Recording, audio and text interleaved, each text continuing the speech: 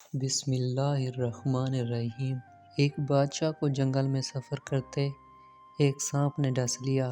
شاہی طبیب اپنی تمام تر کوششوں کے باوجود زہر کو جب بادشاہ کے جسم میں پھیلنے سے نہ روک پایا تو زاروں قطار رونے لگا۔ اتنے میں ایک درویش سا شخص وہاں آیا۔ بادشاہ کو زہر کے درد سے تڑپتے ہوئے دیکھا تو بادشاہ کی ٹانگ پر جہاں سانپ نے کاٹا تھا تھوک دیا اور بھاگ گیا۔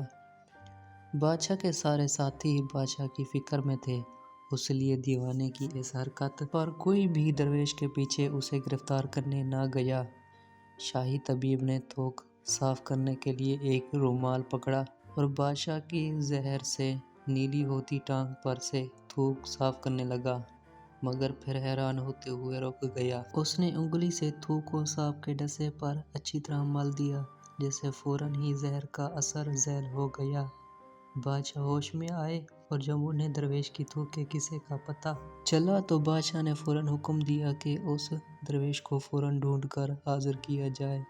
سپاہی چاروں طرف پھیل گئے اور تھوڑی ہی دیر میں درویش کو ایک درخت کے نیچے جا لیا اور پکڑ کر بادشاہ کے سامنے پیش کر دیا۔ بادشاہ نے ادب سے درویش سے کہا، ہم گناہ گاروں کی آنکھ آپ کو پہچان نہ سکی، جس کے لیے میں معذرت چاہتا ہوں۔ آپ سے درخواست کرتا ہوں کہ میری طرف سے یہ قیمتی پوشاک اور عربی گھوڑا قبول کیجیے۔ درویش نے مسکرا کر بادشاہ کی طرف دیکھا اور بولا، یہ گھوڑا اور پوشاک بہت قیمتی ہیں۔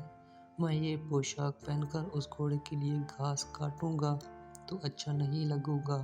بادشاہ نے کہا، آپ فکر نہ کریں، گھوڑے کے ساتھ خدمت گار بھی دیے جائیں گے۔ درویش بولا، اتنی قیمتی پوشاک، قیمتی گھوڑے اور خادموں کے ساتھ میں رہوں گا کہاں؟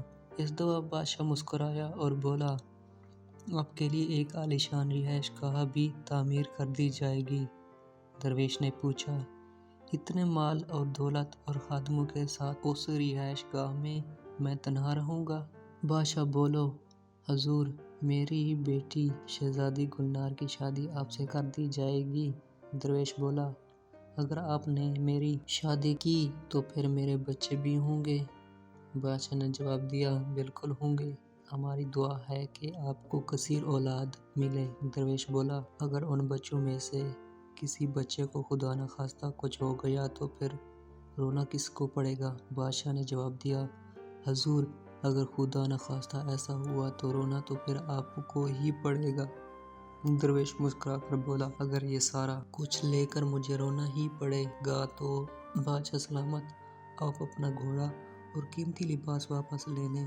میں اپنی درویشی میں خوش ہوں۔